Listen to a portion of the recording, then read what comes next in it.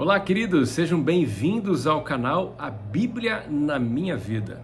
Mais um encontro aqui semanal, como nós temos combinado, para juntos estudar a Bíblia, a Palavra de Deus. Porque o nosso objetivo com o canal A Bíblia na Minha Vida é realmente expor o aprendizado que tenho da Palavra de Deus e desejo compartilhar com você e com todos aqueles que você encaminhar o link desse vídeo. Então, se você ainda não é inscrito nesse canal, inscreva-se, compartilhe com seus amigos e familiares, pessoas que desejam ter uma experiência com Deus por meio da Bíblia. Eu ficarei muito feliz se você fizer isso. E também desejo aqui compartilhar com vocês o que nós temos aprendido através do nosso estudo bíblico trimestral, tá? A lição da escola sabatina, que nesse trimestre, como temos visto, tem falado sobre o livro de Êxodo, tá? E nesta semana nós cobrimos mais 4 capítulos, né? 3 capítulos e meio aqui, o finalzinho do capítulo 15 de Êxodo, o capítulo 16, 17 e o 18. E nós vimos aqui 5 importantes narrativas destes capítulos que nos fazem refletir em quem é Deus, como Deus age, quando Deus age, quem é o povo de Deus, como o povo de Deus age, como o povo de Deus aprende dele, como o povo de Deus falha e como nós podemos aprender com todos esses exemplos. É uma alegria poder estudar a Bíblia por conta disso. Conforme o apóstolo Paulo, o que foi registrado sobre as ações do povo de Israel que estão na Bíblia foram registradas para nosso aprendizado, porque nós estamos vivendo no tempo do fim, profeticamente no tempo do fim, e nós podemos aprender excelentes lições com isso, principalmente, como eu disse, em quem Deus é, como Ele age, quando Ele age, quem é o povo de Deus, como o povo de Deus age, ou como deveria agir, como ele aprende, como o povo de Deus aprende de Deus. Enfim, todas essas perguntas são respondidas ao estudar aqui a Bíblia e principalmente o livro de Êxodo no contexto que temos visto. A lição desta semana vai falar sobre o pão e a água da vida. Está aqui o título da lição, tá? O pão e a água da vida, é a lição de número 7. E eu faço mais uma vez um apelo a você, se você ainda não tem este estudo trimestral de modo avulso ou anual, você tem condições de adquirir através da Casa Publicadora. Exatamente. Eu deixei aqui na descrição desse vídeo o contato para que você possa estar ligando ali, enviando mensagem para a Casa Publicadora e assim adquirir o seu material, tá? O DDD 21, número 38727375, ele é tanto um telefone fixo quanto um WhatsApp comercial para que você possa fazer o contato. Então eu deixei ele aí na descrição, você pode acessar e você pode fazer a sua inscrição de assinatura anual ou a sua compra avulsa, inclusive desse material que ainda estamos estudando. E aproveite, porque nós estamos vivendo uma época agora que a gente chama de Projeto Maná. Aqui no Rio de Janeiro, Espírito Santo e em Minas Gerais, nós estamos vivenciando o Projeto Maná, que inclusive tem um dia D, exatamente, o dia D de assinaturas de lição ou compras de lições avulsos, que vai ocorrer no dia 17 de agosto, tá? Que é um domingo. Mas a Casa Publicadora disponibiliza o Maná o ano inteiro, ou seja, a lição e a assinatura da lição da Escola Sabatina, desse estudo trimestral e anual, o ano inteiro. Então você pode entrar em contato aí no telefone que eu deixei na descrição, por meio de mensagem ou de ligações, tá? Vou repetir, DDD 21 3872 7375 e adquirir este material e muitos outros que a livraria da CPB ou da Casa Publicadora Brasileira do Rio de Janeiro disponibiliza, ok? Então vamos juntos, queridos, falar aqui sobre este tema da lição número 7, que é extremamente importante, tá? Eu vou ler aqui o verso que se encontra em destaque. A gente fala verso em destaque ou verso para memorizar, para você que está estudando conosco e ainda não tem conhecimento aqui deste material, nós chamamos verso para memorizar, ou seja, a gente precisa memorizar esses versos, o que às vezes a gente acaba não fazendo, mas é importante conhecer esse verso, o que ele quer dizer. E aqui na parte de sábado, está aqui, né? Como é um estudo trimestral com lições semanais, a gente estuda de sábado até sexta-feira uma lição, depois de sábado até sexta-feira outra lição e assim sucessivamente, tá? Quando você abre aqui, ó, o manual de estudos, você tem logo na capa, olha só, as lições que você vai estudar, tá vendo? Então nós estamos aqui já na lição 7, tá? E a lição 7, como eu disse, tem este verso aqui importante da Bíblia, né? Para nós conhecermos, para nós memorizarmos. Então o Senhor disse a Moisés: até quando vocês se recusarão a guardar os meus mandamentos e as minhas leis? Vejam, o Senhor deu a vocês o sábado. Olha só que interessante. Quem deu o que para quem? Deus deu ao seu povo o sábado. Por que ele deu o sábado? Por isso ele no sexto dia lhes dá alimento para 2 dias. Cada um fique onde está, ninguém sai do seu lugar no sétimo dia. Assim o povo descansou no sétimo dia. Vou deixar vocês na curiosidade. Por quê? Estes 2 versos aqui, Êxodo capítulo 16, versos de 28 a 30, na verdade 3, eles enfatizam o sábado, o estabelecimento do sábado entre o povo de Israel. E o sábado, queridos, mais conhecido como o sétimo dia da semana, se você conhece Gênesis capítulo 1 e 2, sabe do que eu estou falando.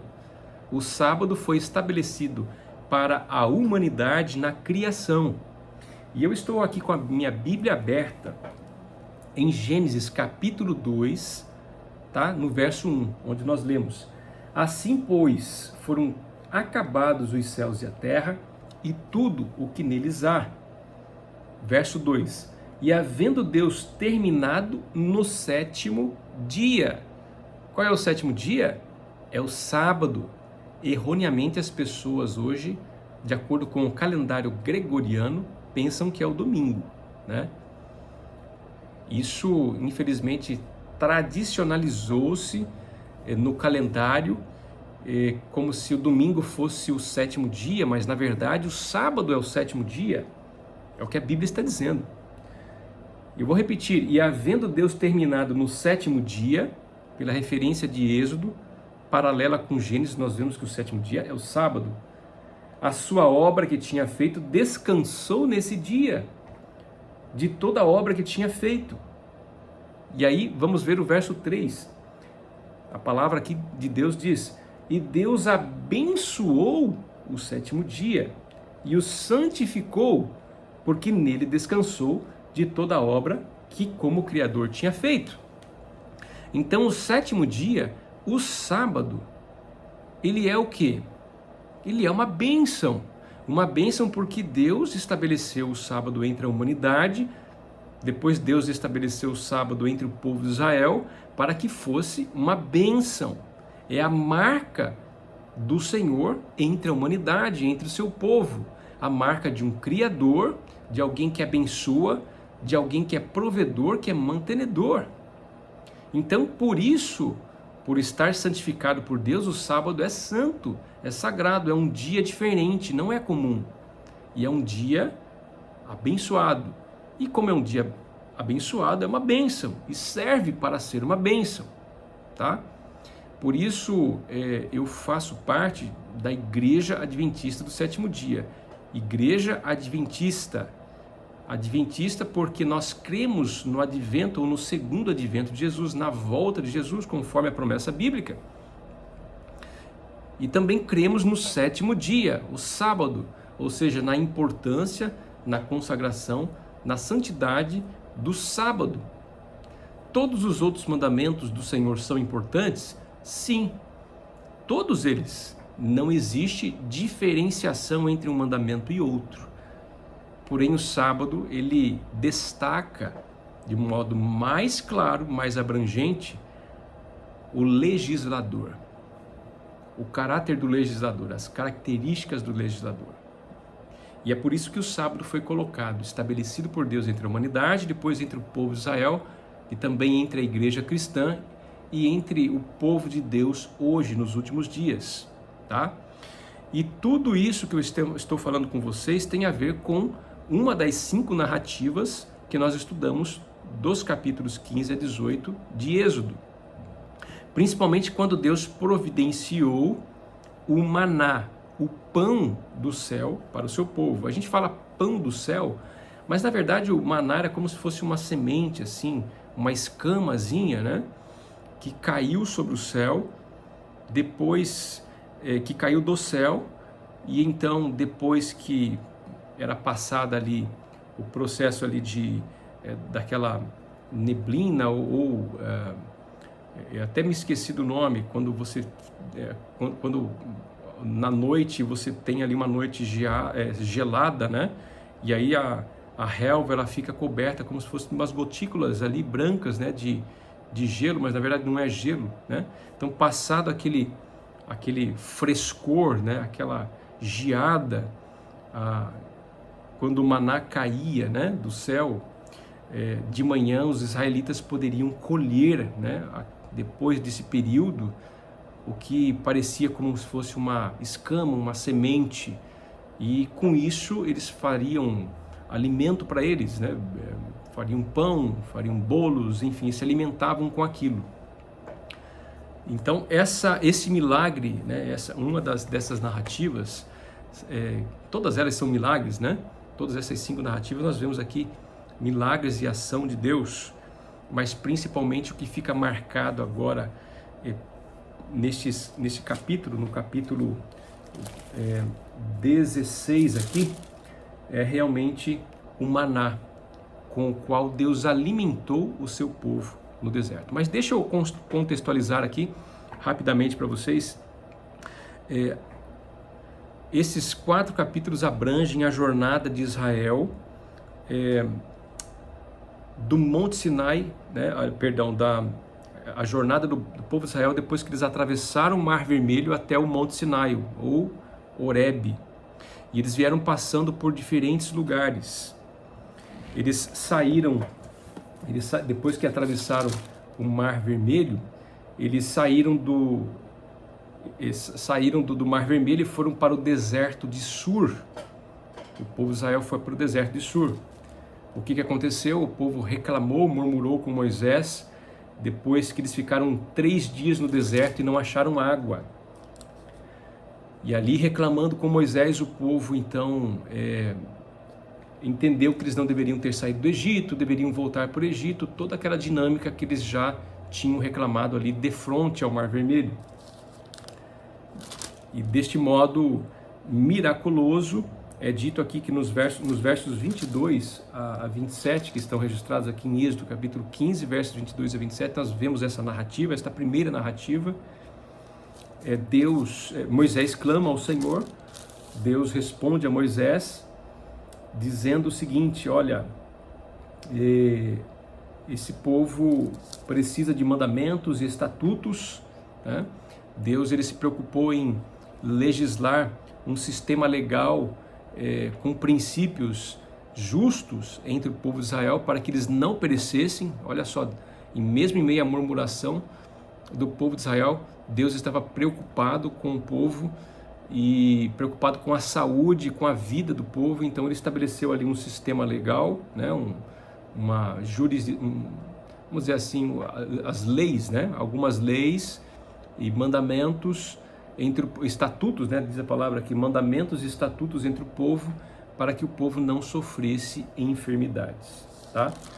E neste primeiro milagre, interessante que o povo caminhando durante 3 dias no deserto de Sur, não encontra água. A água que encontraram era uma água ruim para beber. Então Deus Moisés ora a Deus e Deus responde o seguinte: olha, tome aí um pedaço de madeira, né, e lance sobre a água. E Moisés fez isso e a água ficou boa para beber.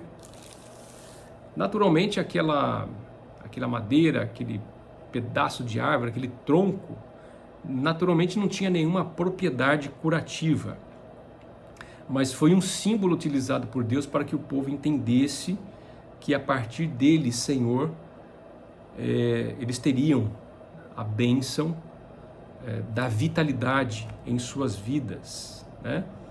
Eles não ficariam enfermos se obedecessem aos mandamentos, aos estatutos. É o que está aqui no verso 26, né?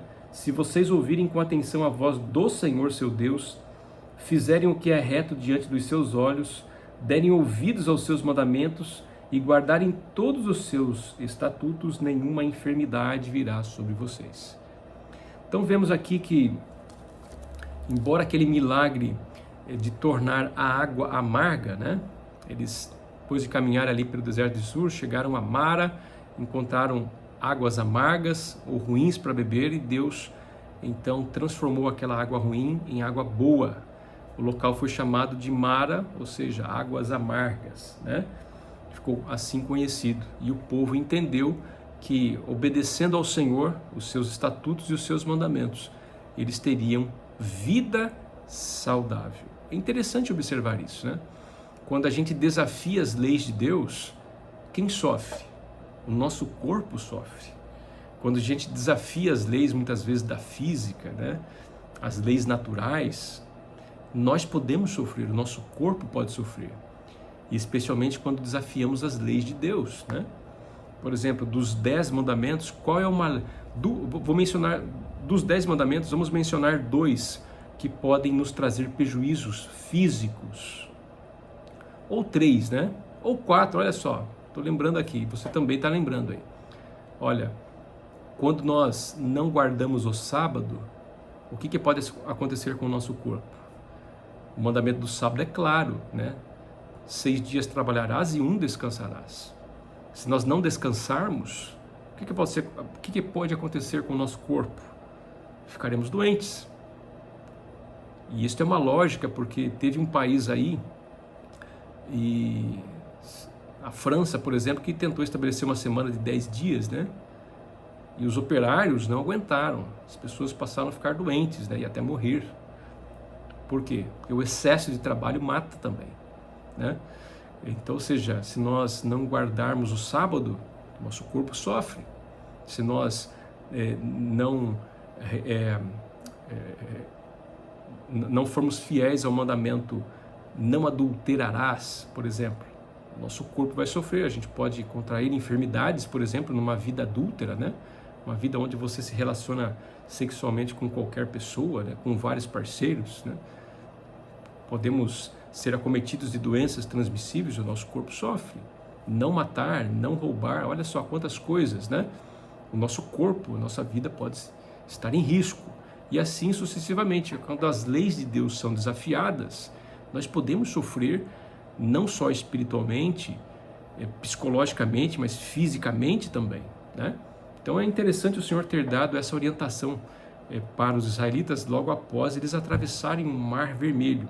Deus, lembrando aqui que Deus estava formando um código de legislação entre o seu povo, estava estabelecendo um código legislativo entre o seu povo para que eles pudessem ser abençoados. Então o povo saiu ali de Mar e foi para Elim.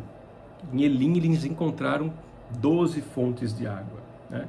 Aí chegando aqui ao capítulo 16, eles partiram de Elim e chegaram ao deserto de Sim. E no deserto de Sim eu pergunto para vocês, o que aconteceu? O povo murmurou novamente, é o que está aqui na narrativa a partir do verso 3 do capítulo 16 de Êxodo. Quem dera quem nos dera tivéssemos morrido pela mão do Senhor na terra do Egito, quando estávamos sentados junto às panelas de carne e comíamos pão à vontade, pois vocês nos trouxeram a este deserto a fim de matarem de fome a toda esta multidão. Mais uma vez Moisés clamou ao Senhor, e então o Senhor fez aqui, verso 4, eis que farei chover do céu pão para vocês, e o povo sairá e recolherá diariamente a porção para cada dia. Eu os porei à prova. Então, as necessidades que os israelitas estavam sofrendo, como a necessidade de água para beber, a necessidade da fome, ou seja, de pão, né, de carne para comer, Deus providenciou o maná, o pão do céu, e também codornizes para que eles pudessem comer carne. Olha que interessante, né? Deus é maravilhoso, né? Deus realmente, em meio às murmurações, tem misericórdia do seu povo. Mas tudo isso também era um teste para estimular a confiança daquele povo. Quando aquele povo confiaria de fato no Senhor, né? A preocupação também do Senhor é essa, era ensinar-lhes a Ele lições de confiança. E aqui, nessa narrativa do maná e das codornizes, né, nós vemos a importância de Deus como provedor, e especialmente com relação ao maná, a gente vê a importância deste marco temporal, né, que Deus faz com relação ao sábado. Deus usou o maná como uma didática para ensinar os israelitas a guardarem o sábado. Vejam só, o maná ele cairia durante 6 dias ali, né? Está aqui o verso 5, no 6º dia prepararão o que recolherem, e será o dobro que recolherem nos outros dias. Então, durante 5 dias o maná cairia de acordo com a porção para cada família, e no 6º dia o maná cairia, e eles, vou recapitular, durante 5 dias o maná cairia normalmente, a família recolheria aquilo que era suficiente para eles se alimentarem durante aquele dia, e no 6º dia eles recolheriam uma porção dobrada, para que eles pudessem se alimentar no 7º dia, onde eles não recolheriam, não sairiam de suas tendas para recolher o maná. É interessante essa didática, porque eles aprenderiam que durante 6 dias trabalharás e no 7º dia descansarão, né? Por quê? Porque é sábado e vocês guardarão esse dia. Essa era a didática que Deus estava ensinando ao povo de Israel. E no caso das codornizes, Deus enviou ali as codornizes na parte da tarde. Interessante que o maná caía de manhã, e na parte da tarde Deus enviou codornizes, né? Ou seja, aqui a gente vê a totalidade da preocupação de Deus. Deus se preocupa em alimentar o seu povo durante um dia, manhã e tarde, né? Ou seja, durante a manhã e durante a tarde, o povo se lembraria de Deus pelo maná que havia recebido e pelas codornizes, né, que haviam recebido. Esta narrativa de Êxodo 16 ela é bem extensa, é bem interessante. Nós vimos aqui que houve israelitas que desafiaram as orientações de Deus com relação ao maná, por exemplo. Olha só, o verso 24 aqui nos diz, né, que algumas pessoas que guardaram o maná para o dia seguinte, como Moisés, o verso 23 aqui, né, algumas pessoas que recolheram o maná em porção a mais do que deveria, esse maná foi perdido, né? Eu vou ler aqui desde o verso 22, ó. No 6º dia colheram alimento em dobro, 4 litros para cada um. E os principais da congregação vieram e contaram isso a Moisés. Ele respondeu: isto é o que disse o Senhor. Amanhã é repouso, o santo sábado, dedicado ao Senhor. O que vocês quiserem assar no forno, assem, e o que quiserem cozinhar em água, cozinhem.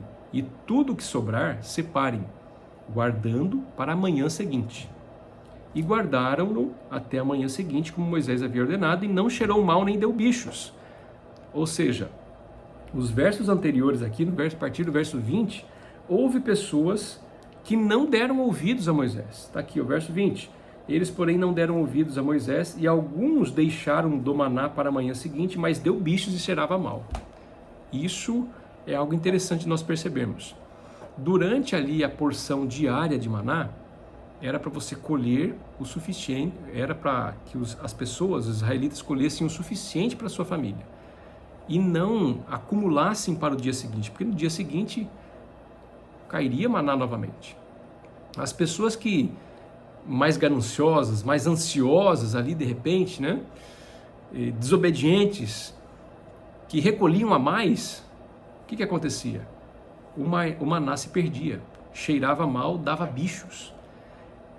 É muito interessante essa lição, porque isso nos faz compreender que a ansiosidade da vida, isso nos faz compreender que desafiar as orientações do Senhor não vale a pena. Nós estaremos colhendo simplesmente danos para nossas vidas. Foi o que os israelitas que desafiaram as orientações de Deus e de Moisés precisaram aprender. Aqueles que recolhiam em dobro apenas no sexto dia, como Deus tinha orientado, para guardar o sábado no sétimo dia e comer das sobras do dia anterior, o maná não se perdia, não dava bichos. Essa que é a ideia aqui, né? O aprendizado com relação às orientações de Deus e também com relação ao sétimo dia, o sábado. Muito bem, queridos, temos mais narrativas aqui. Olha só, na sequência, o povo então, que estava ali no deserto de Sim, eles saíram do deserto de Sim e chegaram até Refidim. E em Refidim, nessa localidade, o que aconteceu? Olha só, o verso 3, ali o povo estava com sede de água e murmurou contra Moisés, dizendo: por que você nos tirou do Egito para nos matar de sede, a nós, os nossos filhos e os nossos rebanhos? Então Moisés clamou ao Senhor: que farei com este povo? Daqui a pouco vão me apedrejar. Então, neste momento, Deus orientou a Moisés. Verso 6, eis que estaria ali diante de você sobre a rocha, em Horebe. Horebe, Sinai. Bata na rocha e dela sairá água, e o povo beberá. Moisés assim o fez na presença dos anciãos de Israel e chamou o nome daquele lugar Massã e Meribá, por conta da discussão dos filhos de Israel e porque tentaram o Senhor.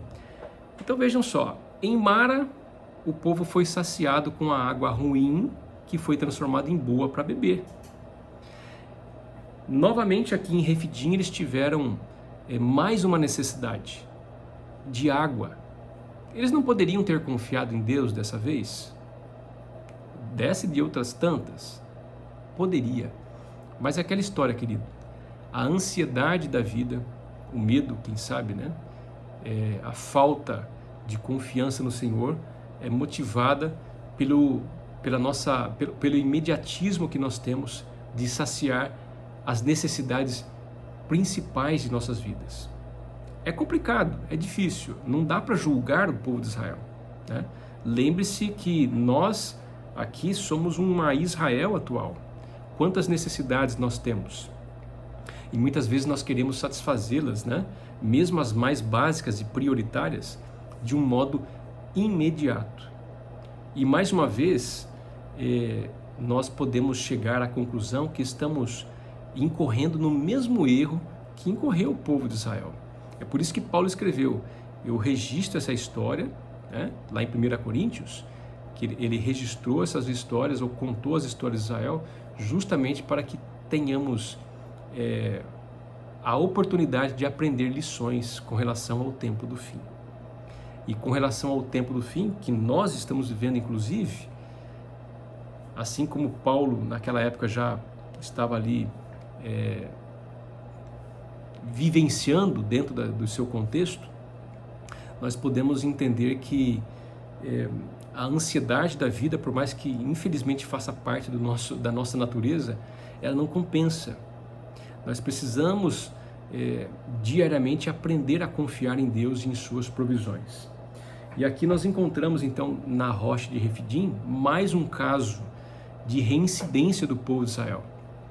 E Deus ensinando o povo, estimulando o povo a confiar nele, né? Posterior a este fato, nós vemos aqui o ataque dos amalequitas. Essa outra narrativa que se encontra a partir do verso 8 de Êxodo 17. Os amalequitas, eles atacaram o povo de Israel em Refidim. E é interessante que este povo amalequita aqui, eles conheciam o Deus de Israel. Eles tinham ouvido falar do Deus de Israel e do povo de Israel. E mesmo assim eles não temeram, eles queriam desafiar o Senhor. Então nós vemos aqui que estes personagens da narrativa também têm muito a ver com a reincidência de Israel. Com a reincidência de Israel, por quê? Israel foi reincidente em diversos pecados. E os seus pecados desafiaram a Deus. E eles conheciam a Deus. Os amalequitas também conheciam a Deus, ouviram falar do Senhor, dos seus atos poderosos, mas eles não se importaram com isso e ousaram desafiar a Deus, ousaram lutar contra o povo de Deus. E aqui nós vemos uma lição interessante que está a partir do verso 12, né? Quando as mãos de Moisés, né, Moisés convocou os homens de guerra e enviaram eles para o campo de batalha, e ele também foi junto, né, e orava ao Senhor, né, louvava ao Senhor. No verso 12 nós vemos aqui o seguinte: quando as mãos de Moisés ficaram pesadas, pegaram uma pedra. Eu vou ler desde o verso 11, que fica mais fácil de nós entendermos. Quando Moisés levantava a mão, Israel vencia. Quando, porém, ele abaixava a mão, os amalequitas venciam. Essa atitude de Moisés era realmente o quê? De dar glória a Deus, de clamar ao Senhor em meio à batalha. E aí vem o verso 12, né? Quando as mãos de Moisés ficaram pesadas, pegaram uma pedra e puseram por baixo dele para que Moisés sentasse. Arão e Ur sustentavam as mãos de Moisés, um de um lado e o outro do outro. Assim as mãos dele ficaram firmes até o pôr do sol. E Josué destruiu os amalequitas ao fio da espada. Essa é uma lição importante, o quê? De trabalho em equipe, de unidade. Então, quando o povo fica unido num só propósito, quando os líderes desse povo se unificaram num só propósito, o Senhor os abençoou e eles venceram a batalha. Essa é uma lição muito interessante para nós extrairmos aqui. E aqui nós vemos também a confiança, né, que o povo teve em seu líder e os líderes tiveram em Moisés, né, para que Deus operasse por meio dele. Por fim, a quinta e última narrativa fala aqui da visita de Jetro a Moisés. Como nós dissemos no início, a preocupação de Deus era estimular a confiança, a fidelidade do povo por meio de alguns testes, de alguma prova, sim, mas também estabelecer um sistema jurídico, legal, de cidadania, né, entre o povo de Israel. Então Deus estabeleceu com estatutos, como nós vimos, com os seus mandamentos, são os seus 10 mandamentos, e os diversos princípios que iam nortear todo o sistema jurídico de Israel, todo o sistema civil de Israel. Nós vamos ver, se você quiser ler, por exemplo, de um modo mais detalhado, esse sistema de jurídico, civil, né, legal de Israel, dá uma lida no livro de Levíticos. Ali a gente encontra as leis, né, diversas leis civis, né, leis que foram estabelecidas para a religião de Israel, né, para a economia de Israel. É muito interessante nós lermos o livro de Levítico. Mas aqui, nessa visita de Jetro, o que a gente encontra é mais uma peça que Deus utiliza para encaixar-se na organização do povo. Jetro, ele foi conhecido por dar orientações, né? Jetro era sogro de Moisés, e ele ficou mais conhecido na Bíblia porque orientou a Israel a administrar o povo. Jetro deu 2 conselhos muito interessantes a Moisés. Sábios conselhos vindos do Senhor. Estabelecer juízes, líderes de Israel, de grupos maiores e menores. E também organizar esse sistema de administração de Israel, como os assuntos chegariam até Moisés. Moisés estava ali praticamente envolvido com todos os assuntos de Israel. E se ele continuasse dessa forma, ele realmente não conseguiria. A nomeação de auxiliares ou líderes, né, como a Bíblia menciona aqui, ajudou Moisés a tratar os assuntos de um modo mais abrangente, de um modo mais descentralizado e de uma maneira mais local. Certamente Moisés não estava o tempo todo com os grupos ali envolvidos em Israel, com todas as tribos de Israel, mas os seus líderes estariam mais próximos e poderiam analisar os fatos de um modo mais coerente. E este conselho dado por Jetro realmente prefigura a mão de Deus sobre o povo, né? A delegação das tarefas. Vamos ver o que Moisés então aprendeu. Moisés aprendeu com Jetro a delegar as tarefas e também nomear líderes para que fossem mais efetivos no cuidado do povo. Então realmente é uma bênção. Israel estava sendo desenvolvido como povo, como comunidade, e assim, naturalmente, essas orientações de Deus vieram para abençoar o povo. Enfim, falamos aqui por diversos das 5 narrativas, mas a lição ela tem como motivo, ou teve como título, o pão e a água da vida.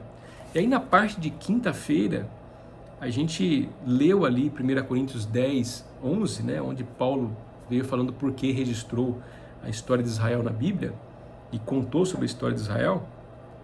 Mas o mais interessante é entender como o próprio Jesus se identificou com estes símbolos, né?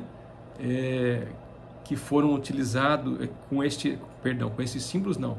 É interessante vermos como Jesus se identificou com estes fatos de Israel na Bíblia. Jesus ele se identificou como o maná do céu e como a água da vida, né? Em João capítulo 4, ali, versos de 7 a 15, em João capítulo 6, versos de 31 a 51, o encontro com a mulher samaritana e o encontro com a multidão de judeus que foram alimentados com pão e peixe, Jesus se revelou, se identificou como o enviado de Deus do céu, para que as pessoas pudessem obter salvação e redenção. Portanto, queridos, em meio à nossa ansiosidade da vida, muitas vezes, né? Em meio a nossas frustrações, medos, né? Em meio ao nosso orgulho, né? Ao nosso senso de tempo imediatista, confiemos no Senhor. É uma tarefa complicada muitas vezes? Sim, porque as necessidades físicas, né, prioritárias, muitas vezes não esperam, né, ou não podem esperar. Mas nós precisamos confiar em Deus para que, de modo especial, dentro do tempo certo, as nossas necessidades possam ser atendidas. Então, fica aqui o nosso resumo desta semana, que realmente as lições, as narrativas, vocês viram que foram 5 narrativas aqui, vocês viram que realmente essas 5 narrativas nos dá a oportunidade de aprender muitas coisas, né? A gente poderia extrair mais lições aqui, mas eu queria agora deixar esse momento para você. Extraia as suas lições, comente aí no nosso chat e realmente a gente vai perceber que são bênçãos para a nossa vida, uma vez colocadas em prática. Deus abençoe a todos e até a próxima semana, se Deus quiser. Tchau, tchau.